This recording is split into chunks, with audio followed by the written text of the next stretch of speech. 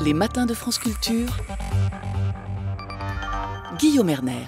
L'inceste au cœur de l'actualité, et si tel est le cas, c'est parce qu'un ouvrage, un récit La Familia Grande, publié aux éditions du Seuil, est signé Camille Kouchner, accuse le politologue Olivier Duhamel d'avoir abusé du frère jumeau de l'autrice, alors âgé de 13 ans, pour évoquer ce thème.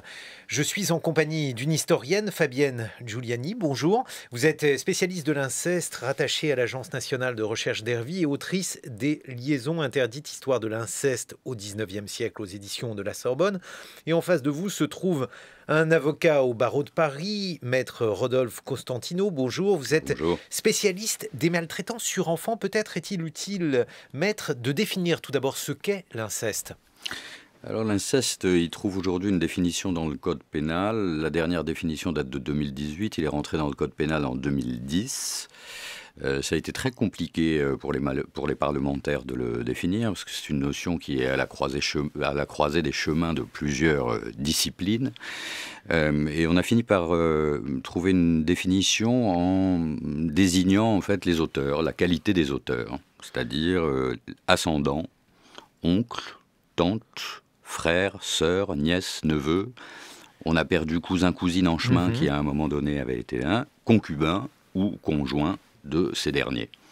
Voilà la définition qu'en donne le code, à savoir que l'inceste n'est pas en soi ni un délit ni un crime. C'est-à-dire qu'il vient habiller le crime de viol, où il vient habiller le délit d'agression sexuelle qui était préexistant. C'est-à-dire, voilà. Pour que l'on comprenne bien, maître, est-ce que c'est une circonstance aggravante ? En quelque sorte, mais pas à proprement parler.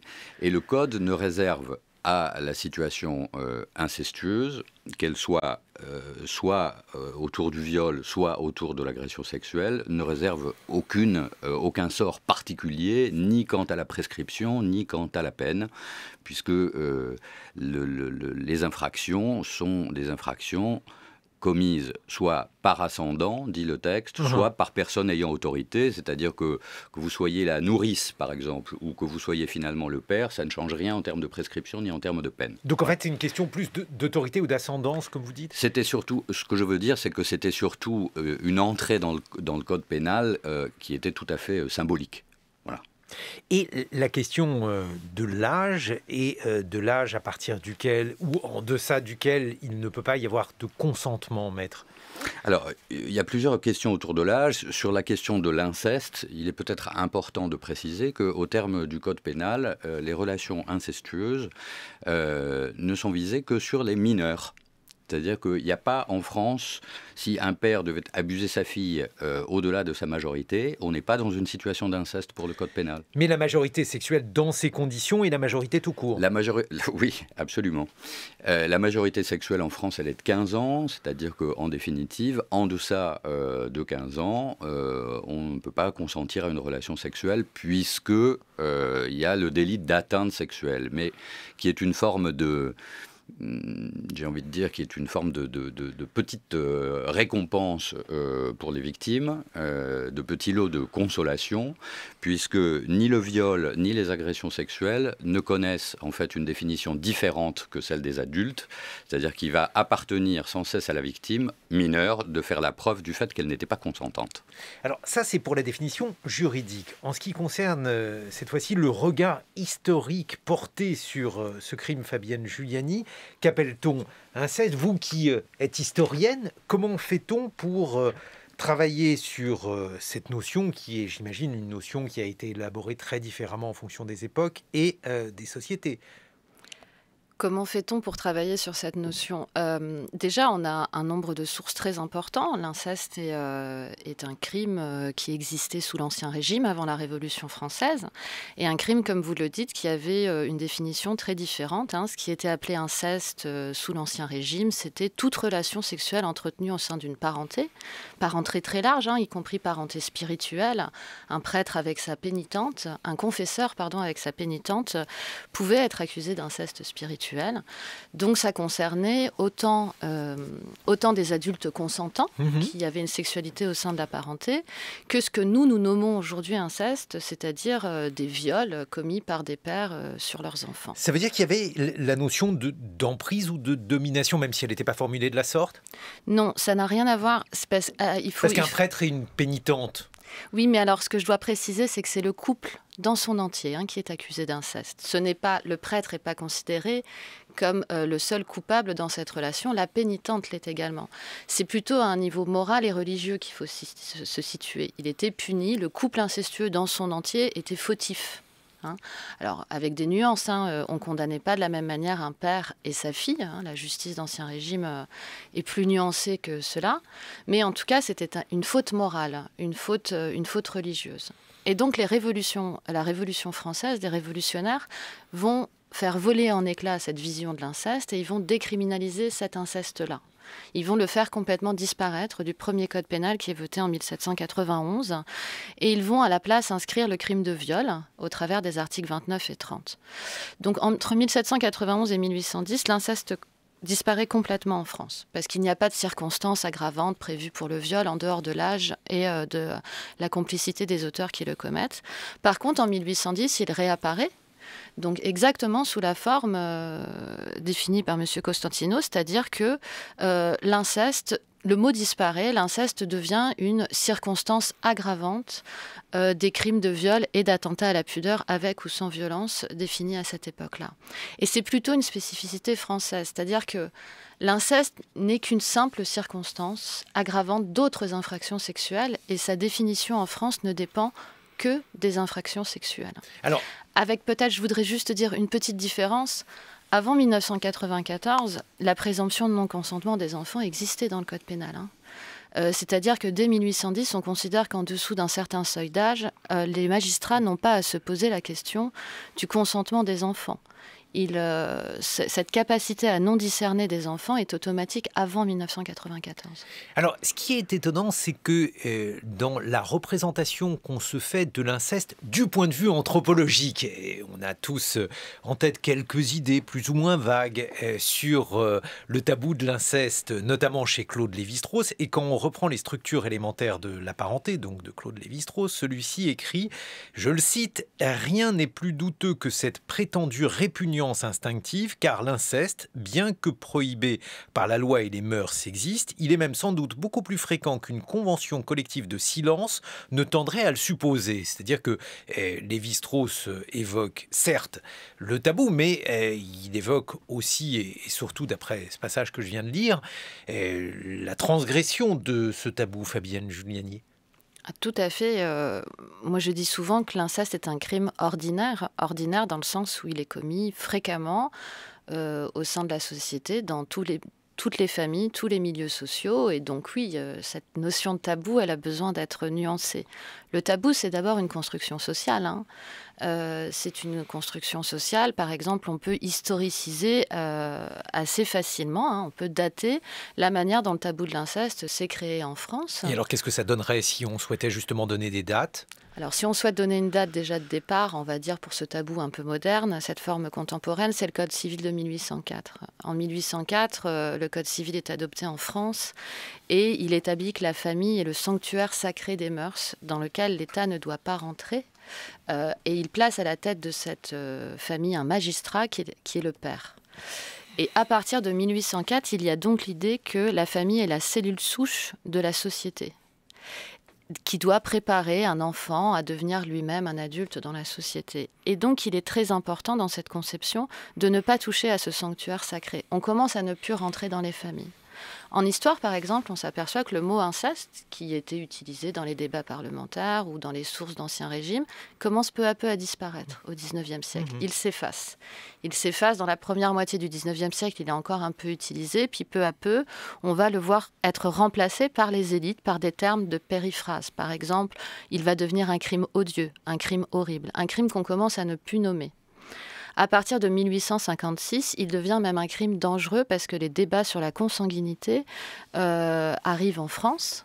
Et donc, on va dire que c'est un danger pour l'espèce humaine. Mais alors, c'est justement ça qui est étonnant, parce que il y a aussi une notion importante dans l'Occident, et là je vais remonter à une époque antérieure au 19e siècle, c'est-à-dire au Moyen-Âge, avec différents conciles religieux, par exemple le concile de Latran IV, et on est en 1215, Fabienne Giuliani, et là, à ce moment-là, l'Église édicte de manière extrêmement précise les degrés de parenté qui empêchent le mariage. Alors c'est principalement pour les familles royales, mais c'est fait de telle manière que finalement il devient extrêmement compliqué pour les familles royales de se marier à l'époque. Donc c'est déjà les prémices d'une forme de législation contre l'inceste. Oui, mais vous le dites, en fait, on ne le punit pas pour la même raison par le concile, dans le concile de Latran que de Latran IV. Ouais, pardon, excusez-moi. Que à l'époque contemporaine. Là, vous le dites, c'est l'Église. C'est l'Église catholique qui édicte des règles, et qui édicte des règles qui effectivement visent d'abord des familles aristocratiques, parce qu'elle souhaitait empêcher cette pratique du mariage dans les élites. Mais au XIXe siècle, on n'est plus du tout dans la même société, on ne le fait plus pour les mêmes raisons. Donc bien sûr que l'interdit existait déjà. Il ne s'agit pas de dire que l'interdit de l'inceste naît de manière contemporaine. Il s'agit de dire que les raisons pour lesquelles on l'a interdit diffèrent selon les époques. Mais alors, ce qui est étonnant, et effectivement, vous le rappelez, c'est assez étrange de voir ça, c'est-à-dire qu'en fait, cet interdit va réapparaître pour d'autres raisons, avec par exemple la notion de consanguinité et les dangers que pourrait susciter une alliance consanguine. Tout à fait, à partir du milieu du 19e siècle. Et c'est aussi lié à autre chose. Au 19e siècle, on est dans une société qui change profondément et qui voit l'arrivée d'une nouvelle classe sociale qui est la classe ouvrière. Et ça aussi, ça fait partie de la constitution du tabou. Il faut savoir qu'au 19e siècle, les médecins s'inquiètent des habitats ouvriers, de la promiscuité dans laquelle vivent les ouvriers, et ils commencent à les dénoncer comme incestueux. Alors, on l'a dit, sous l'Ancien Régime est incestueux plutôt l'aristocrate. Et au XIXe siècle, d'un coup, on va donner un visage de la pauvreté à l'inceste, on va lui associer un visage de la pauvreté. Le pauvre ouvrier, le père ouvrier est incestueux, il met en danger l'espèce humaine et il met en danger l'ordre social tel que défini par le Code civil. Et si je peux juste terminer, et quand les faits divers commencent à publier ces affaires d'inceste en 1880 en France, c'est cette dénonciation-là de l'inceste qui est diffusée dans l'opinion publique. C'est-à-dire que c'est la preuve en quelque sorte de la dégradation morale des classes laborieuses. Et de leur dangerosité pour la société française, tout à fait. Mais alors, ça c'est en quelque sorte pour la théorie lorsqu'on parle de ce qui est interdit par la loi. En matière de pratique, Fabienne Giuliani, la France par exemple, mais pas uniquement la France, une partie de l'Occident s'est construite sur l'idée de mariage tardif. Alors, mariage tardif, tout est relatif, mais cela signifie que la nubilité est portée à une date généralement assez tardive. Il faut l'expliquer en Occident. Oui. Après le mariage tardif, quel lien vous faites avec les violences incestueuses du coup, le fait que on considère, et c'est probablement quelque chose qui importe du point de vue symbolique, que le mariage doit être fait à une date où on a affaire à des adultes. Il y a dans la Bible des notions qui sont assez précises, puisque par exemple la majorité considérée comme étant généralement fixée à 13 ans, eh bien c'est une date qui n'est pas retenue dans les pratiques de l'Église. C'est-à-dire qu'on reprend les textes de l'Ancien Testament et puis on voit que le mariage se fixe en Occident à une date qui est plus proche de la vingtaine, et c'est là-dessus qu'il va y avoir à la fois une notion morale et puis une notion aussi, mais ça c'est peut-être un effet secondaire de cette représentation du mariage tardif, de limitation des naissances, puisque c'est aussi par voie de conséquence l'une des notions qui est héritée de ce mariage tardif. Oui. Alors le mariage, effectivement, il est tardif. Il y a aussi un changement contemporain. Il est tardif et puis il devient de plus en plus affectif aussi. Donc oui, cette famille, elle se transforme effectivement à l'époque contemporaine. Après, ce mariage tardif, vous en parlez, c'est souvent un argument justificatoire pour les pères qui commettent l'inceste.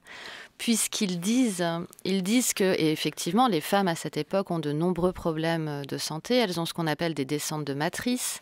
Elles sont parfois incapables d'avoir une sexualité. Et les hommes justifient l'inceste en disant qu'ils remplacent la mère par la fille, puisque soit la mère est décédée, soit effectivement la mère n'est plus capable. Et donc la fille remplace à la fois dans tout le milieu domestique sa mère. Donc oui, il y a un discours justificatif à ce niveau-là. Et alors, lorsqu'on regarde la période quasiment contemporaine, comment cette notion évolue-t-elle, Fabienne Giuliani ? La notion d'inceste ? Aujourd'hui, clairement, au tournant du fin 19e et début 20e, l'inceste dans l'esprit des gens n'est devenu que les violences incestueuses. C'est-à-dire que l'inceste, c'est devenu, tel qu'il a été créé au 19e siècle, un viol commis par des pères sur leurs enfants, avec un tabou extrêmement fort. Qui reste quand même et qui demeure le tabou sur l'inceste, l'interdiction d'en parler, puisque c'est comme ça que la presse et que la manière dont il s'est diffusé dans l'opinion publique à la fin du 19e siècle nous a appris à le penser, c'est-à-dire il ne faut pas le nommer, il faut le penser comme exceptionnel, alors qu'il est loin d'être exceptionnel. C'est un crime dont il ne faut pas parler parce qu'il risque de polluer, de contaminer la société. Et donc voilà aujourd'hui le regard qu'on a sur l'inceste avec, alors là j'entendais, suite à la parution du livre de Camille Kouchner, c'est toujours intéressant de voir la propension qu'on a à rattacher l'inceste à un milieu social. Alors soit on considère que c'est un crime de la pauvreté, soit on considère que c'est un crime de la gauche caviar, oubliant d'ailleurs au passage que l'affaire de Villiers aussi ne concernait pas cette... L'affaire de Villiers, il faut nous dire en quoi... L'un des fils de l'homme politique de Villiers l'a accusé effectivement d'inceste. C'était au début des années 2000, il me semble. Donc voilà, il n'y a pas de... Si je cite cette affaire, c'est pour bien montrer qu'il n'y a absolument pas... Y a-t-il eu un jugement dans l'affaire de Villiers ? Non, c'était pareil, c'était une accusation ça a été réglé, ce qu'on appelle en intrafamilial, cette histoire. C'est-à-dire que la famille a... il n'y a pas eu de dépôt de plainte et ça a été, enfin pas à ma connaissance. Je voudrais quand même. Ce qui est frappant dans le cas, par exemple, de l'affaire Olivier Duhamel, c'est qu'elle intervient donc effectivement dans un milieu social qui est accusé de générer des mœurs dissolues, mais aussi et surtout parmi des gens célèbres. Et ça, c'est quelque chose qui contribue effectivement à donner un relief particulier à cette affaire. Est-ce que, en tant qu'historienne de l'inceste, Fabienne Giuliani, vous avez eu à étudier différents cas, ou bien chez des gens célèbres, ou bien au contraire des affaires ordinaires, entre guillemets, des faits divers ? Alors, je vais me placer sur 2 siècles différents. Au 19e siècle, les dossiers judiciaires concernent d'abord les classes populaires parce qu'elles sont plus facilement happées par la justice, les élites ayant plus de moyens de résolution, ce qu'on appelle infrajudiciaire. Quelques affaires célèbres, celle de Flora Tristan, qui a accusé la mère de Paul Gauguin, qui a accusé son mari et qui avait, à cette époque, leur divorce avait fait l'objet d'une publicité importante. Elle l'accusait d'inceste. Oui, au XXe siècle, quelques affaires célèbres dont je ne peux pas parler. Étant soumise à mes dérogations et à mes... puisque c'est interdit de parler de ces affaires sur une durée de 100 ans quand on est historien. Il y a ce qu'on appelle des règlements. Mais non, c'est dans toutes les classes sociales. Là, Camille Kouchner, c'est surtout qu'effectivement, c'est une famille qui est célèbre. Les noms évoquent quelque chose aux gens. Donc ça résonne. Et puis ça résonne aussi par rapport à Mazenev, ça résonne par rapport à tout ce cercle dans lequel il vivait.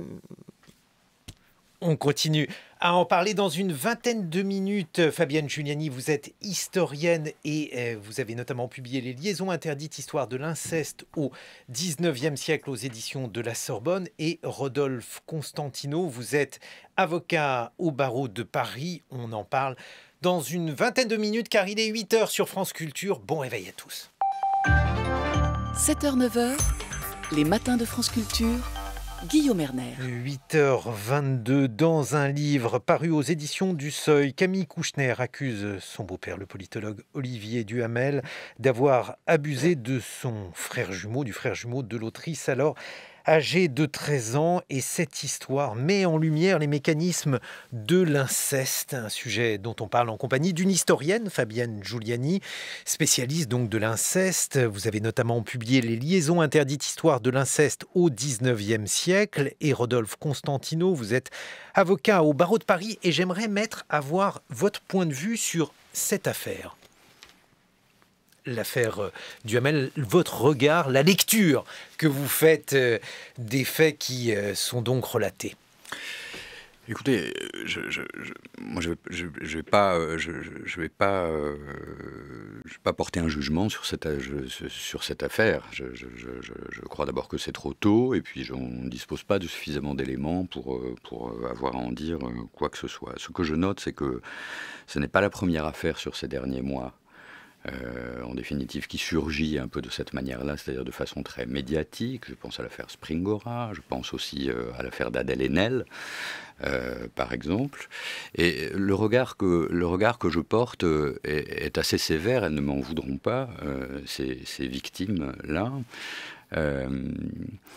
Parce que c'est pas leur intention que je dis ça, mais ce qui m'étonne, moi, c'est de voir toujours notre parquet de Paris tressaillir, convulser, quand la victime a un nom, et quand elle n'en a pas, quand elle a eu la chance, entre guillemets, d'avoir un abuseur qui lui en avait un.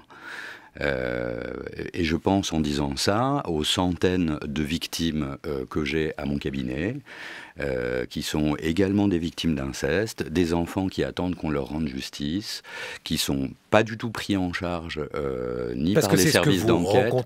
Parce que c'est ce que je rencontre au quotidien. Donc moi, je me félicite de ces affaires qui viennent comme ça et qui surgissent comme ça, parce qu'elles font prendre conscience et elles apportent ça. D'abord, c'est courageux, parce que voilà, parce on vient délivrer quelque chose qui est d'une histoire personnelle, familiale, et on voit tout ce qu'il y a autour et combien c'est compliqué, mais surtout ça vient alimenter effectivement la conscience collective sur le fait que voilà, ces faits, c'est toujours et partout, dans n'importe quel milieu, donc ça c'est formidable, j'ai envie de dire. Mais au-delà de ça, et pendant qu'on parle de ça, on ne parle pas du reste. Mais alors on pourrait dire, maître, que beaucoup de ces affaires, la vague MeToo elle-même, est née d'affaires évoquées par ou contre des gens célèbres, et c'est ça peut-être aussi qui permet de libérer la parole ? Oui, naturellement, je crois que c'est très important, mais après il faut que ça suive, j'ai envie de dire, pour les anonymes. Et ça suit pas. Et ça suit pas. Et ça suit pas, sans doute d'abord parce qu'il y en a trop. D'ailleurs, je pense que notre système judiciaire essaie non pas d'escamoter ces affaires pour de mauvaises raisons, mais d'abord et avant tout parce qu'il essaie lui-même de se sauver de la noyade, c'est-à-dire que la vague est telle qu'aujourd'hui on est dans l'incapacité de traiter ces dossiers. Attendez, parce que pour qu'on comprenne bien, il y aurait un engorgement lié aux affaires. Mais bien sûr, que ce soit au niveau des enquêteurs, que ce soit au niveau ensuite de l'institution judiciaire elle-même, c'est-à-dire au niveau de l'instruction, au niveau des parquets, puis ensuite des juridictions de jugement. Et du coup, on vit de petits expédients, c'est-à-dire qu'on a énormément de classements sans suite dans ces affaires, énormément. Ils sont liés à quoi, les classements sans suite ? Aussi à ça, c'est-à-dire qu'on va en choisir quelques-unes, celles qui seront les plus faciles à gérer, les plus faciles à démontrer, et on va laisser toutes les autres sur le côté en disant écoutez, voilà, on ne peut pas aller au-delà. C'est-à-dire que pour les personnes que vous assistez, maître, lorsqu'il est question donc d'un dépôt de plainte, combien de temps faut-il pour que la justice se saisisse de l'affaire ? Qu'est-ce qui se passe ? Le grand Dieu des mois, je vais vous donner un seul chiffre et vous allez comprendre. Quand on a la chance, après avoir déposé plainte, d'obtenir du parquet de Paris, par exemple, une décision de classement sans suite, donc uniquement la décision qui vient vous dire « Désolé, il y a une petite enquête, elle n'a abouti à rien, donc le parquet en reste là », il faut au moins 6 mois pour obtenir copie, en fait, de l'enquête préliminaire. Voilà, ça vous donne une idée. Si ensuite, au regard de l'enquête préliminaire, je veux déposer plainte avec constitution de partie civile et mener l'affaire jusqu'à son terme, je dois compter 2 années au moins. Ce qui veut dire que l'idée selon laquelle les victimes ne sont pas reconnues, c'est-à-dire qu'il y a effectivement un problème au départ pour libérer la parole, mais ensuite pour que cette parole soit entendue, c'est votre quotidien ? C'est mon quotidien. Je dis, c'est très bien qu'on prêche là et qu'on dise, mais il faut libérer la parole, mais il va falloir que la justice suive. Et alors, il y a quelque chose que je ne comprends pas très bien dans donc ce dossier, cette affaire Olivier Duhamel, c'est que d'après ce qu'on a pu comprendre, il y a eu une précédente procédure sur ces faits donc, de viol qui aurait été classée sans suite en 2011. Ça a été révélé par le procureur Rémi Hetz dans un communiqué. Qu'est-ce que vous comprenez à ce classement ? Pour tout dire, j'ai pas compris grand-chose parce que j'ai lu des choses qui étaient contradictoires. C'est-à-dire que tout à la fois le fait qu'il aurait été entendu et qu'à la suite de son audition, il y aurait eu un classement sans suite parce qu'il n'avait pas déposé plainte, prétendument. Puis ensuite, des propos du parquet disant « mais il n'y a pas eu d'audition à proprement parler de cet enfant ». Donc, je ne sais pas très bien où on en est procéduralement parlant dans cette affaire-là. Pour tout dire, ça, on le découvrira sans doute par la suite. Maintenant, je ne serais pas du tout étonné, parce que ça irait dans le droit fil de ce que je suis en train de vous dire, que cet enfant entendu, on se soit contenté du fait qu'il ne déposait pas plainte pour ne pas aller au-delà, alors pourtant que le procureur de la République, dès lors qu'il est informé de l'existence d'un possible crime ou délit, a la possibilité, contre la volonté de la victime, j'ai envie de dire dans ce cas-là, d'ouvrir une enquête puis une information. Mais là, moi je pensais que c'était même systématique, c'est-à-dire que dans ces cas-là, y compris lorsque la victime, pour différentes raisons, ne portait pas plainte, il y avait malgré tout une investigation, c'est pas le cas ? Non, c'est pas toujours comme ça. Et lorsqu'aujourd'hui, il y a une procédure qui est ouverte alors que les faits semblent prescrits, quel regard portez-vous là aussi là-dessus, Maître Constantino ? Parce que on se dit que si les faits sont considérés comme prescrits, pourquoi le parquet ouvre-t-il une procédure ?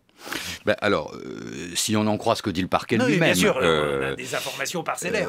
Il dit qu'il va falloir faire la lumière sur cette affaire, qu'il faut voir s'il y a lieu d'identifier possiblement d'autres victimes, c'est ce que dit le parquetier, et enfin, il va falloir vérifier sur des éléments d'enquête la réalité de la prescription de l'action. Réalité de la prescription, qu'est-ce que ça veut dire ? Ça veut dire que si par hasard il y avait déjà eu une enquête, comme vous l'évoquez tout à l'heure, elle aurait pu éventuellement suspendre en fait le temps de la prescription et du coup les faits ne seraient pas encore prescrits. Tout ça est à voir. Est-ce que pour vous, ça pose la question de la prescription ? Parce que là aussi, il y a eu différentes voix qui se sont élevées suite d'ailleurs à cette affaire Duhamel, qui ont consisté à dire que dans ces affaires, il ne faudrait pas de prescription. Pourquoi y a-t-il une prescription ? Est-ce que celle-ci doit être maintenue selon vous ? Alors, j'ai peur d'être long si on va sur ce sujet, parce que... C'est pour ça que je vous ai invité, parce que la question de la prescription me paraît centrale. Oui, c'est la question de la prescriptibilité, en réalité, celle qui se pose, puisqu'aujourd'hui, il y a beaucoup d'associations, et beaucoup d'associations de victimes, notamment, qui demandent à ce que ces faits deviennent imprescriptibles. Alors, à certains égards, je le comprends, c'est-à-dire il y a une forme de légitimité dans cette demande de la part des victimes. J'entends bien que le crime d'inceste, en tout cas dans son acception la plus stricte, je veux dire par là, quand on est vraiment sur une question de verticalité, c'est-à-dire quand c'est des faits commis par le père ou quand ce sont des faits commis par la mère, parce que l'inceste par les mères existe aussi, ces victimes-là sont comme des marionnettes dont on aurait coupé les fils. Voilà, et qu'il faut une vie, et on n'a pas assez d'une vie pour s'en remettre. Et je comprends qu'elles viennent dire, après ce qu'on vient de dire sur ce qu'est le droit positif, on pourrait quand même avoir, nous, un dispositif un peu différent, et ça pourrait passer par l'imprescriptibilité. Mais pour autant, ça poserait énormément de problèmes. Lesquels ? On aurait d'abord un problème de cohérence générale sur le droit pénal. C'est-à-dire comment expliquer demain que les crimes de sang, quand on porte atteinte à la vie, c'est-à-dire quand on tue quelqu'un, ce soient des faits qui, eux, se prescrivent et que des faits de viol ou d'agression sexuelle ne se prescrivent pas. Dans la gravité, j'ai envie de dire, dans une échelle de gravité pénale, comment expliquer cette incohérence-là demain si on allait vers une imprescriptibilité ? Mais il y a des faits qui peuvent être considérés comme moins graves, qui ne sont pas prescrits ou alors qui sont prescrits après leur découverte, ce qui revient finalement à les rendre en partie imprescriptibles. Je pense par exemple aux abus de biens sociaux. Oui. Les abus de biens sociaux, que l'on peut considérer comme étant distincts à de nombreux égards du crime d'inceste, eh bien, ils ne sont pas précis, puisqu'en fait, ils sont prescrits, je crois que c'est 10 ans, je ne me souviens plus de la date précise, mais je crois que c'est 10 ans après leur découverte, ce qui fait que finalement, de facto, ils ne sont pas prescrits. C'est juste, c'est parce qu'on considère qu'ils ne pouvaient pas venir au jour, en réalité, jusqu'à ce qu'il... et donc on ne peut pas faire courir la prescription d'un acte dont tout le monde ignorait tout. Et alors, pourquoi ne reprendrait-on pas le même mécanisme pour l'inceste ? On le pourrait. Reste que ce débat sur l'imprescriptibilité, moi, me semble un peu anachronique aujourd'hui. Je comprends très bien qu'on vienne le discuter sur les affaires qui surgissent là ces derniers temps, parce que ce sont des faits qui ont été commis dans les années 80-90, c'est-à-dire que ces victimes-là ne bénéficiaient pas encore de la prescription telle qu'on la connaît aujourd'hui. Aujourd'hui, le temps de prescription est très long, c'est-à-dire qu'on a jusqu'à 48 ans pour un crime incestueux, pour aujourd'hui déposer plainte contre un crime incestueux. C'est-à-dire avec les nouveaux dispositifs qui sont à l'œuvre ces dernières années, sur les lois nouvelles, on dispose à près de 50 ans, et on peut légitimement estimer qu'à 50 ans, on n'est plus sous le joug de son père, de sa mère, de son oncle, de sa tante, etc., etc., même si les emprises familiales, on le sait, peuvent être très très lourdes. Hein, donc j'ai envie de dire, on a le temps, on a quand même du temps. Alors certes, il y a le problème des amnésies traumatiques, ça maintenant on commence à parler de ça, c'est encore un autre sujet et qui est largement discuté, mais voilà, on aurait ce problème. Et puis il y a un système pervers de toute façon autour de ces prescriptions qui sont très longues. Ces lois sont un peu scélérates finalement, parce qu'on les dit à faveur des victimes, mais je ne suis pas vraiment sûr qu'elles le soient véritablement. Moi je vois beaucoup de gens qui viennent à mon cabinet, qui me demandent combien de temps encore ils ont pour déposer plainte. Ils sont dans un cabinet d'avocats. Ils savent ce qui s'est passé. Ils savent à quoi ils s'attendent. Et c'est sans doute ça d'ailleurs qui les dissuade, parce que je pense que le système judiciaire participe beaucoup de l'omerta. C'est-à-dire que c'est assez dissuasif, hein, en définitive, ce parcours du combattant annoncé. Ça a été dit et dénoncé, mais par contre... Et elles attendent encore et encore. C'est-à-dire qu'elles repartent de mon cabinet en disant « je reviendrai dans 10 ans ». Il faut que vous éclaircissiez le point pour expliquer en quoi, pour vous, ces lois sont scélérates, maître. Mais parce que je pense qu'elles sont une manière aussi sortie de ce qu'on entend de ces affaires-là, c'est-à-dire de gens qui étaient dans le secret, qui n'ont pas voulu parler avant ou qui n'ont pas pu, ou alors parce que les faits se sont révélés à eux très tardivement. On a, si je puis dire, le gros du bataillon, c'est-à-dire ces gens qui, évidemment, ont conscience de leurs histoires, pourraient demain déposer plainte, mais pour qui c'est tellement difficile qu'elles attendent en fait le dernier moment, voire même que le moment passe, en définitive, pour révéler, mais ça relève de la psychanalyse. Le point de vue de l'historienne, Fabienne Giuliani. Peut-être plus que la prescription, moi, ce dont j'aimerais parler, c'est la loi.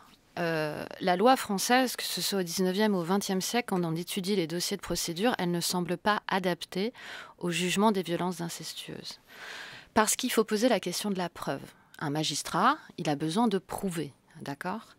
Les preuves, donc, il va les rechercher dans l'incrimination principale, qui sont celles du viol ou de l'agression sexuelle. Or, dans les cas d'inceste, ces plaintes sont généralement déposées bien après les faits. Donc, il y a rarement de traces sur le corps des enfants. Vous lisez les expertises du 19e, vous lisez les expertises du 20e siècle. Souvent, les médecins légistes disent qu'ils sont incapables de détecter les traces physiques des dires des enfants. Normalement, dans d'autres procédures, vous pouvez avoir des témoins. Mais là, on est dans le cadre de la famille. La famille, elle ne parle pas. Elle parle difficilement dans les affaires d'inceste. Donc, les preuves médicales sont difficiles à obtenir. Les preuves par témoignage sont difficiles parfois à obtenir. Donc on se retrouve dans des affaires qui reposent entièrement sur quasiment une chose, c'est la parole des enfants et la parole de leur mère. Or, la parole des enfants, elle a tendance à ne pas du tout être crédibilisée en France. On ne croit pas les enfants. Au 19e siècle, on les croyait. On parlait de sexualité des enfants la dernière fois, tout à l'heure. Au 19e siècle, quand un juge d'instruction, il entendait dans la bouche d'un enfant des mots de la sexualité, il considérait que c'était une preuve de l'inceste, parce que l'enfant avait connu la sexualité, il avait été corrompu par son père. Depuis la fin du 19e siècle, les médecins ont publié des thèses de médecine qui disent médicalement que l'enfant est menteur, qu'il ne faut pas le croire, qu'il est peu crédible. Il y a des thèses de médecine qui s'appellent les faux témoignages des enfants devant la justice, pour dire que l'enfant peut être manipulé par la mère. Et tout au long du XXe siècle, vous avez une psychologisation de l'inceste qui apparaît dans les dossiers de procédure. On parle de plus en plus d'enfants vicieux, d'enfants pervers, d'enfants menteurs. Depuis les années 90, il y a même un syndrome qui s'appelle le syndrome de l'aliénation parentale, que l'on retrouve parfois dans les tribunaux, qui est étudié par des sociologues qui s'appellent Pierre-Guillaume Prigent et Gwenola Sueur, qui tentent à dire que les mères forcent les enfants à mentir dans le cadre des procédures. Donc si on n'a pas les traces médicales, si on n'a pas les traces de témoignages, et qu'on commence à dire que ces enfants, on ne les croit pas, en plus il y a l'affaire Doutreau qui a encore fait quand même du mal à cette parole. Oui, il faut rappeler l'affaire Doutreau où il y avait de fausses accusations, mais même dans l'imaginaire, mais pas que, c'était pas que des fausses accusations dans l'affaire Doutreau. Les enfants avaient été victimes de violences sexuelles. Mais il y a plus largement dans l'imaginaire, si on prend par exemple un film comme celui d'André Cayatte, Les risques du métier, ce film où on voit Jacques Brel qui est injustement accusé de viol, cette fois-ci Jacques Brel est un enseignant et un instituteur. Est-ce que vous pensez que ça a pesé, Fabienne Giuliani, dans la représentation et les règles qu'on se fait, l'idée que l'enfant est un menteur ? Ah oui, moi je pense vraiment que ça a eu une incidence très importante et je pense que la psychologie, encore une fois, qui prend beaucoup d'importance au XXe siècle, et la psychanalyse, qui tend à dire que l'enfant a un désir sexuel pour son parent, ça a eu une empreinte majeure sur la perception de l'inceste en France et sur la manière dont on reçoit aussi la parole des enfants. Donc moi, c'est plutôt, est-ce que la loi est adaptée au jugement des violences incestueuses ? Est-ce que la preuve de ces violences est possible en l'état ? Qu'est-ce que vous en pensez, maître ? Oui, je comprends surtout que d'abord les choses n'ont pas beaucoup bougé. Finalement, ça fait 30 ans que je défends des mineurs victimes. Je ne vois aucune amélioration dans le sort quotidien des enfants qui dénoncent des faits d'agression sexuelle ou d'inceste. Aucune. Beaucoup de modifications textuelles, beaucoup de modifications légales. On améliore, mais au bout du compte, ça n'avance pas du tout. Mais parce que l'enfant est réputé menteur ou affabulateur, parce que c'était de cela dont on parlait. Oui, et puis, alors la parole d'un enfant, ça ne vaut pas grand-chose, et la parole de celui qui le représente au moment où il a des choses à dire, parce qu'on dit libérer la parole, c'est-à-dire la mère, en fait, sa parole vaut encore moins. J'ai envie de dire. Souvent parce qu'on est dans des situations évidemment où les parents se séparent, parce que l'enfant choisit de parler. Soit l'enfant choisit de parler quand le couple se sépare, parce que le danger s'éloigne et donc la parole de l'enfant se libère. Et à ce moment-là, ce sont des gens qui sont en voie de séparation. Et donc on dit, c'est du conflit conjugal. Voilà. Soit sont des gens qui sont encore ensemble et qui vont se séparer précisément par le fait des révélations de l'enfant. Et là, on est dans le conflit conjugal plus. Donc la parole de la mère ne vaut rien du tout. Ou celle de l'enfant ne vaut rien du tout. Il reste quoi ? Il reste ces affaires dont on parle aujourd'hui, c'est-à-dire des victimes quand elles ont 40 ans, quand elles ont 45 ans, quand on vient leur dire, effectivement, il n'y a aucun enjeu. Pourquoi aujourd'hui viendrait-elle dire ces choses-là si elles n'ont pas existé, etc., etc. Elle est beaucoup plus crédible. Donc non seulement on a sans doute un dispositif, mais je ne vois pas comment on pourrait échapper au droit de la preuve. C'est aussi un impératif et c'est important, au fond aussi pour les personnes qui sont accusées, qu'on puisse apporter des preuves de ce contre de quoi on les accuse. Mais on a surtout un problème de formation, c'est-à-dire que je pense que nos magistrats sont très peu formés à ces histoires-là, en sont encore à confondre ressort incestueux et pédophilie.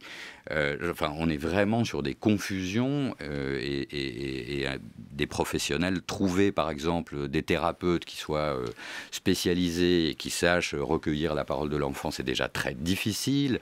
Et même quand on a une brigade des mineurs à Paris qui se dit spécialisée, si on leur conduit des enfants qui ont 4 ans et qui sont capables de dire déjà un certain nombre de choses, ils sont bien incapables de les entendre. Je crois que c'est malheureux à dire, mais c'est comme ça. Donc là aussi, ce qu'on a vu dans les représentations au cinéma, je pense au film de Maïwenn, à ce sujet. Cela correspond à une réalité que vous ne côtoyez pas nécessairement chaque jour, Maître ? Non, non, enfin, c'est plus facile avec des adolescents, c'est plus facile, même si chez les adolescents, là, il y a la possibilité effectivement du mensonge, de l'instrumentalisation, d'un conflit parental, etc., etc. Je ne dis pas que leur parole est plus crédible, mais ils sont plus faciles à interroger et plus faciles à confondre.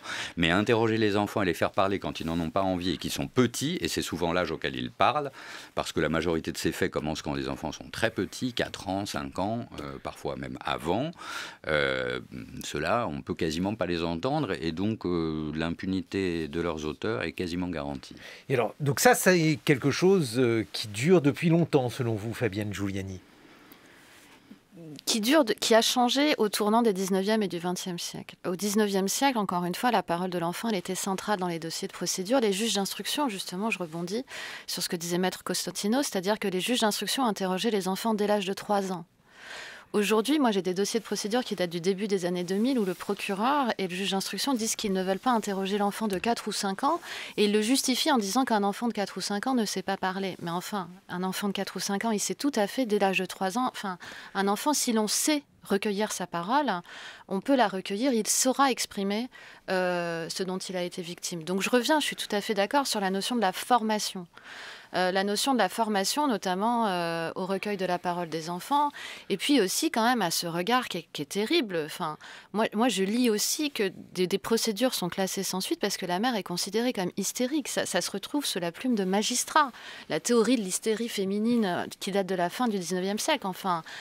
Il y a, oui, aujourd'hui, début des années 2000, dans le cadre de séparation. Et puis, une dernière chose quand même, parce qu'on parle des mères, on parle des enfants, mais parlons de la protection des pères, d'accord ? On en parlait tout à l'heure, donc oui, effectivement, des cas d'inceste, ça peut commencer dès l'âge... Enfin, moi, j'ai des cas d'inceste sur des bébés, c'est pas quelque chose de rare, d'accord ? Et on a quand même des magistrats qui s'étonnent d'avoir des procédures, qui s'étonnent et qui disent oui, mais alors ce bébé, il a été hospitalisé en urgence. Et puis finalement, l'enfant a été une seconde fois victime alors qu'il était hospitalisé de ces faits-là. Quand le ministère lance une enquête pour savoir pourquoi l'enfant n'a pas été protégé, le procureur dit mais enfin, le père était un enseignant bien sous tout rapport, âgé de 30 ans, qui n'avait jamais eu aucun problème. Il faut arrêter avec l'idée qu'un père incestueux est un père monstrueux, qui devrait porter les stigmates de l'inceste sur lui, qui devrait être asocial. Les pères incestueux, c'est monsieur tout le monde. Ce sont des gens qui travaillent, qui sont intégrés. Ce ne sont pas forcément des pères tyranniques, ce ne sont pas forcément des pères pervers, je veux dire dans l'image qu'ils donnent à la société. D'accord ? Donc il faut aussi que l'État accepte de rentrer dans les familles. Il faut que l'État accepte de rentrer dans les familles. Voilà. Et ça, c'est quelque chose qui n'est toujours pas fait, Maître. Vous qui suivez chaque jour ces procédures. Non, je crois qu'on est vraiment resté sur l'idée que l'enfant appartient à sa famille. Voilà. Et qu'à partir de là, personne n'a à y mettre le nez. Ouais, tout à fait. Même lorsque les paroles se libèrent et que les mentalités sont censées évoluer ?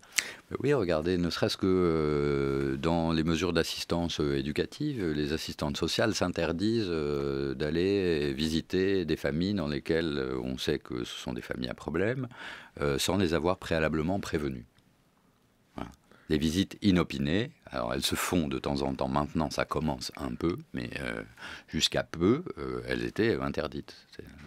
On ne pouvait pas venir frapper à la porte de quelqu'un pour lui dire, voilà, vous avez été signalé, vous faites l'objet d'une mesure d'assistance éducative par le juge des enfants, on vient voir comment ça se passe chez vous là, aujourd'hui.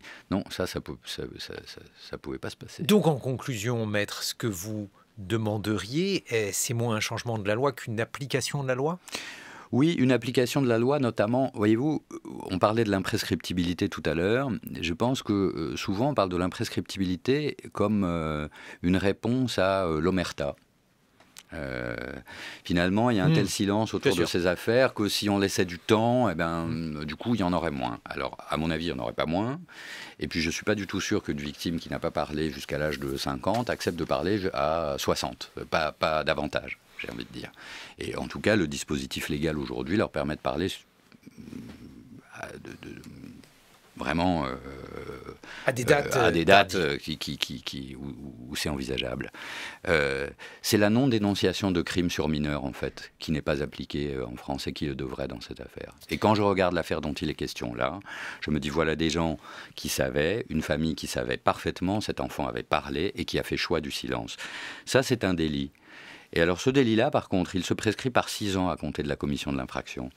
Ça veut dire qu'on est souvent dans des situations où on va poursuivre l'auteur des faits, bien entendu, mais on ne sera plus en capacité de poursuivre celui qui savait et qui n'avait rien dit du tout. Je pense que pour combattre le silence, eh bien, il faut poursuivre ceux qui l'ont gardé. Merci Maître Rodolphe Constantino, merci Fabienne Giuliani. Les liaisons interdites, histoire de l'inceste au XIXe siècle aux éditions de la Sorbonne.